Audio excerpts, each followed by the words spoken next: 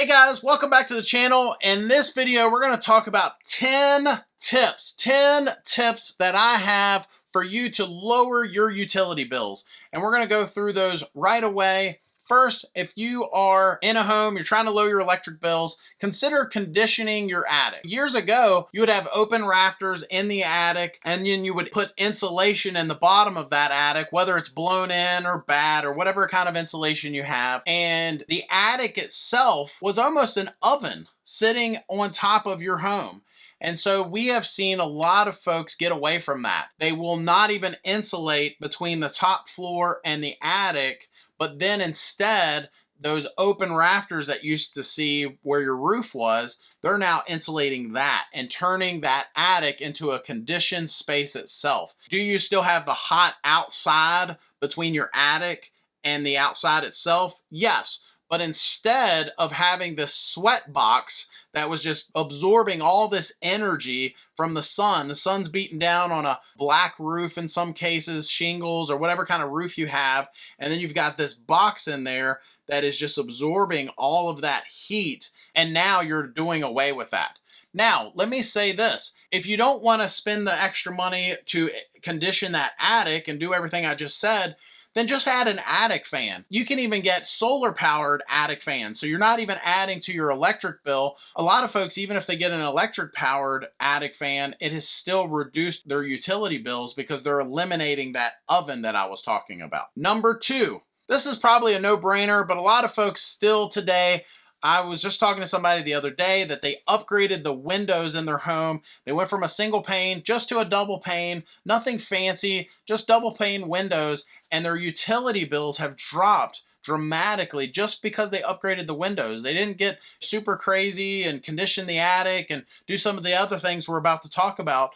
All they did was upgrade their windows. They had a contractor come in, upgrade all their windows, and their utility bills have dropped dramatically. And then number 3, this is kind of plays off that conditioned attic, but just like the attic, which is a space right next to your livable dwelling, well, if you go down to the bottom of the house, whether it be a basement or a crawl space, and a lot of folks are encapsulating their crawl spaces. They're making them airtight, nothing from outside can get in, and they're being able to condition that. Essentially becomes a whole nother room in the house as a buffer there. And one thing, we got it coming up in a future video that we're going to talk about, that is if you encapsulate your crawl space, making it airtight, you're also making the air in your home safer to breathe. Number 4, upgrade that insulation. The R value in your home in some cases drops. So I've seen folks have, blown in insulation or even bad insulation in their attic, and as time has gone on, it is just in sad shape. It's not doing what it used to.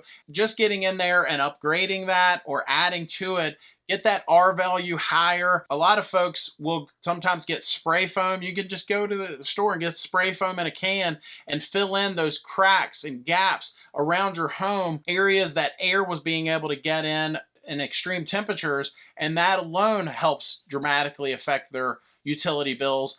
And then the last thing, that this isn't necessarily insulation related, but if you do have gaps and cracks in your windows and doors, getting some foam tape, going around the windows and doors and just filling in all those air gaps, making it to where that home is not being affected by the outside weather as much. Number 5, zoning. A lot of you folks have parts of your house that you barely use and you're still conditioning it. I'm not saying shut those areas off entirely, but you can add zoning to your house or even just turn the vents a little bit closed, pushing more air to the more high traffic areas of your home, and that will help you save energy. Now, be careful with this. You might want to get the advice of a pro because closing vents and things like that can affect your heating and air system. You don't want to make it to where it's starving to breathe, causing lower airflow and eventually maybe even a breakdown in the system. Number 6, get that heating and air system tuned up.